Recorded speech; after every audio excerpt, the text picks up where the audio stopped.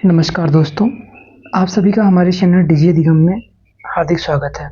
इस चैनल पर हम आपको ईदृष्टि मैगज़ीन के माध्यम से करंट अफेयर्स की महत्वपूर्ण जानकारियाँ उपलब्ध करवाएंगे जो यूपीपीसीएस, यूपीपीएससी और राजस्थान पीसीएस, यूपी आरओ और अन्य प्रतियोगी परीक्षाओं की तैयारी में अत्यधिक सहायक सिद्ध होगी। तो बिना देर किए आज की वीडियो में स्टार्ट करते हैं।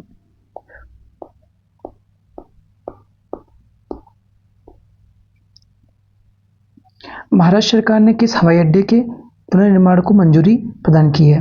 तो ये हवाई अड्डा है पुणे हवाई अड्डा। और पुणे हवाई अड्डा का जो नया नाम है वो है जगत गुरु संत तुकाराम महाराज अंतर्राष्ट्रीय हवाई अड्डा।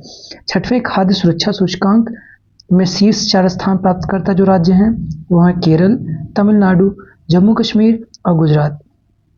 केंद्र सरकार ने किस केंद्र शासित प्रदेश की राजधानी को पुनर्निर्माण करने का निर्णय लिया है? वो है अंडमान निकोबार द्वीप समूह। और इसका जो नया नाम है वो है पोर्ट ब्लेयर। और जो इसका जो नया नाम है वो है श्री विजयपुरम। अभी जो इसकी करंट राजधानी थी जिसका नाम मतलब पोर्ट ब्लेयर था और अभी इसी का इस नाम बदल के श्री विजयपुरम कर दिया गया। दूसरा अंतर्राष्ट्रीय बौद्ध मीडिया सम्मेलन जो है वो नई दिल्ली में आयोजित किया गया। जगदीप धनखड़ जो कि उपराष्ट्रपति हैं, इन्होंने सैनिक स्कूल का उद्घाटन किया यूपी में और यह यूपी के गोरखपुर में है जिसका इन्होंने उद्घाटन किया। प्रधानमंत्री नरेंद्र मोदी ने वीडियो कॉन्फ्रेंस के जरिए जल संचय भागीदारी की पहल शुरुआत की जो कि गुजरात से किया इन्होंने। जल संचय जन भागीदारी पहल की जो अभियान है वह जल शक्ति अभियान कैच द रेन से जुड़ा हुआ है। राष्ट्रपति द्रौपदी मुर्मू ने विश्व शांति बुद्ध विहार का उद्घाटन किया जो कि राजगीर लातूर जिला महाराष्ट्र में है। उत्तर प्रदेश सरकार ने किस विश्वविद्यालय के मुख्य भवन में वैदिक 3D संग्रहालय बनाने को मंजूरी दी गई है? तो यह है संपूर्णानंद संस्कृत विश्वविद्यालय वाराणसी। अत्याधुनिक संग्रहालय किसको समर्पित होगा? और यह जो संग्रहालय है वह भारतीय ज्योतिष, खगोल विज्ञान और वैदिक साहित्य को समर्पित होगा। प्रोजेक्ट नमन की शुरुआत किसने की? प्रोजेक्ट नमन की शुरुआत जो है भारतीय थल सेना ने की। और इसके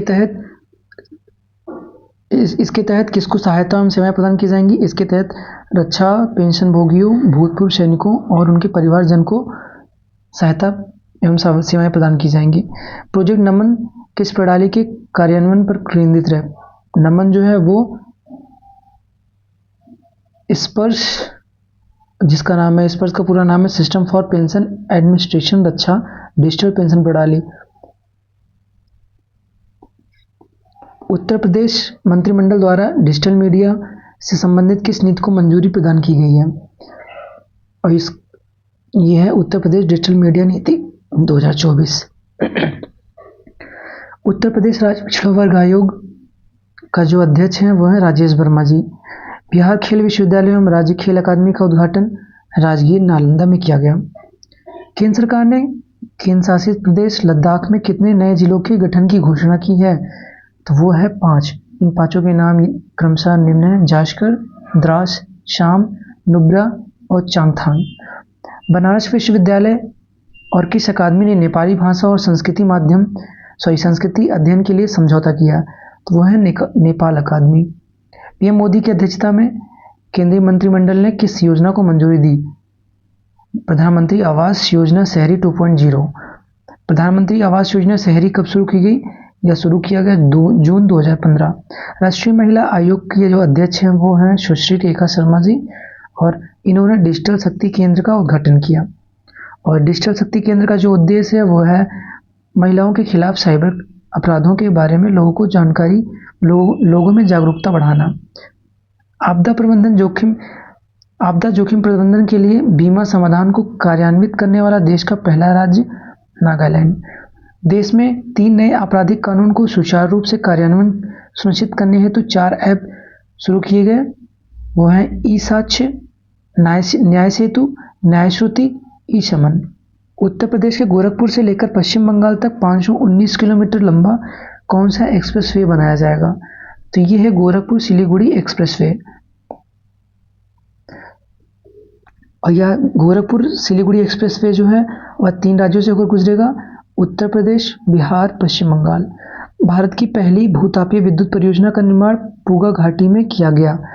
केरल के वायनाड के वायनाड को भारतीय अंतरिक्ष अनुसंधान संगठन द्वारा 2023 में तैयार किए गए भारत की भूस्खलन एटलस में 13वां स्थान प्रदान किया गया और रुद्रप्रयाग को पहला स्थान दिया गया।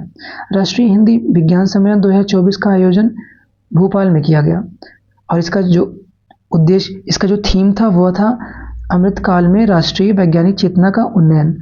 राष्ट्रपति भवन के दरबार हॉल और अशोक हॉल का नाम बदलकर क्या किया गया?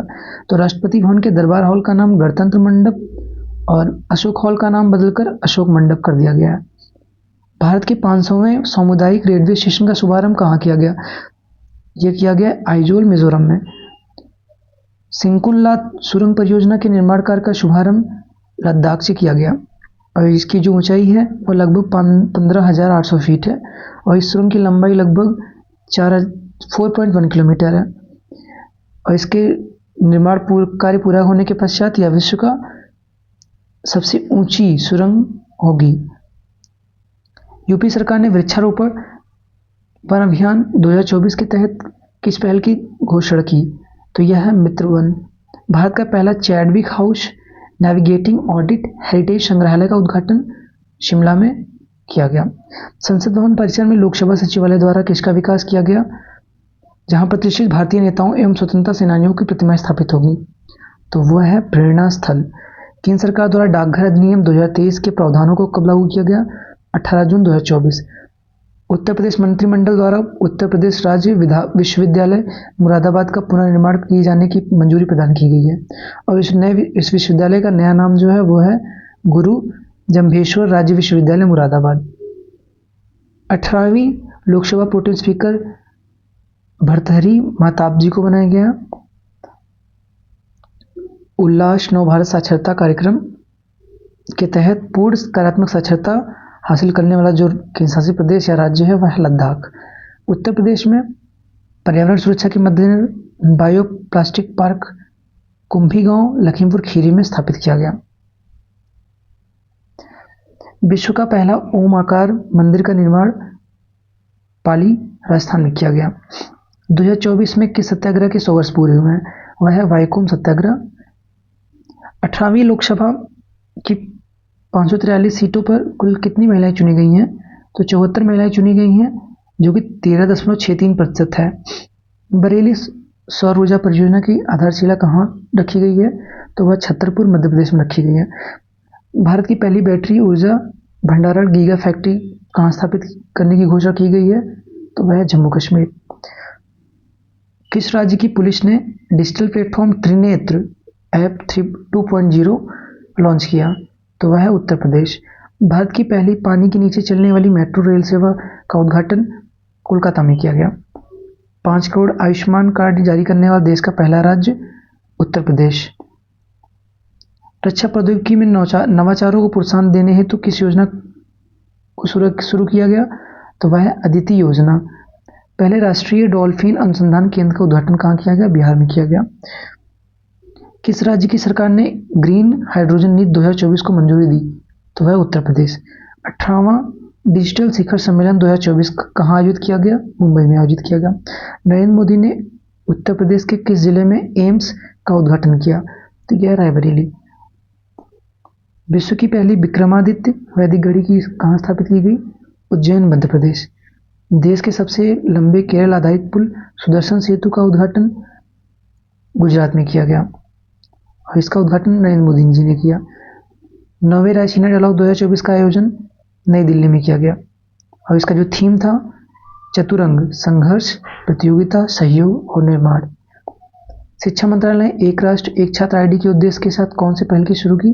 तो वह है अपार पहल और अपार पहल के जो फुल फॉर्म है वह है automated permanent academic account registry. देश के पहले कौशल भारत केंद्र स्किल इंडिया सेंटर का उद्घाटन कहाँ किया गया? तो वह संबलपुर उड़ीसा में किया गया। स्टेम का फुल फॉर्म जो है वह है science technology engineering mathematics medical और इसमें भारतीय महिलाओं और लड़कियों का प्रतिनिधित्व करने हेतु कौन सा पोर्टल जारी किया गया या लॉन्च किया गया? वह है स्वाति। लोकपाल के अध्यक्ष के रूप में किसे नियुक्ति किया गया? तो वह है अजय मणिक राव खानविलकर। प्रधानमंत्री नरेंद्र मोदी ने उत्तर प्रदेश के किस मंदिर का शिलान्यास किया? वह है कल्की धाम मंदिर, जो कि संभल जिले में है। किसे असम राज्य का स्टेट फ्रूट घोषित किया गया है? काजी नींबू को असम राज्य का राज्यफल घोषित किया गया है। 75वें गणतंत्र दिवस के 2 विषयों के थीम क्या थे? तो वे थे विकसित भारत और भारत लोकतंत्र की मातृका। और 75वें गणतंत्र दिवस समारोह के जो मुख्य अतिथि थे वे थे इमैनुअल मैक्रों, फ्रांस के राष्ट्रपति जो थे हैं। और 75वें गणतंत्र दिवस के परेड के सर्वश्रेष्ठ झांकी का अवार्ड जो दिया गया है और दिया गया उड़ीसा को। और इस उड़ीसा की झांकी का जो थीम था वो था विकसित भारत में महिला सशक्तिकरण। राज्य स्टार्टअप रैंकिंग में 1 करोड़ से अधिक जनसंख्या वाले राज्यों में सर्वश्रेष्ठ प्रदर्शनकर्ता राज्य जो थे वे थे गुजरात, कर्नाटक, केरल, तमिलनाडु। श्रेणी ए के राज्यों में नेतृत्वकर्ता राज्य जो थे वे थे आंध्र प्रदेश, असम, मध्य प्रदेश, उत्तर प्रदेश, उत्तराखंड। वाइब्रेंट गुजरात वैश्विक शिखर सम्मेलन 2024 का आयोजन 10 से 12 जनवरी 2024 को किया गया। वर्ष 2024 में इसका कौन सा संस्करण आयोजित किया गया? तो यह था 10वां संस्करण।